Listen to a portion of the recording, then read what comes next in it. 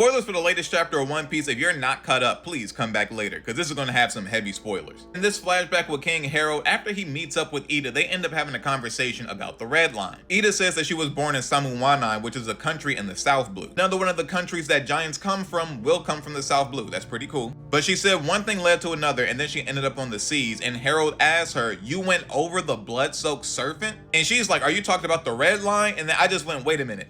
Backtrack. So the serpent that's in the mural on Elbaf happens to be the Redline that's been covering the world the entire time. Now looking at the map, I can only imagine that like the head, let's say, starts here and then the tail is the other end of the entry point to the Grand Line. And then similar to like Attack on Titan and how these titans basically use their body hardening to create the wall around them, it seems like the serpent of infernal flame could do the exact same thing with its own blood. Funny enough, this thing got me thinking about like Himalayan salt, because this is what that looks like. Like look at the inside of a Himalayan salt mine. This looks like muscle tissue. So I would imagine the Redline looks something like this if it ends up just being crystallized blood that's covering the serpent. And now with more context, looking at that first world thing where it's saying that the flames engulf the land and the humans succumb to their desires. Desires being the devil fruits, because these are things that people desired up as new forms of human evolution. But despite that, there were still enslaved people in this world, and as those enslaved people wished for a sun god, the sun god would appear. Which makes sense because the desires that people were having at this point in history were turning into reality. So if somebody wished for a sun god, that would create a sun god. And then the serpent ended up working with the earth god to separate the two so that they would never meet. That separation that covered the world in darkness during the first world was the creation of the Redline. And I know the world is like still really sunny even though we have the Redline and current One Piece, but at the same time, we don't know how much the world has flooded in One Piece either. In an older world, how much bigger would the Redline be if the sea level wasn't this high? And even if you would have sunlight still, it would be a noticeable drop off from the sunlight that you used to have before this thing came into creation.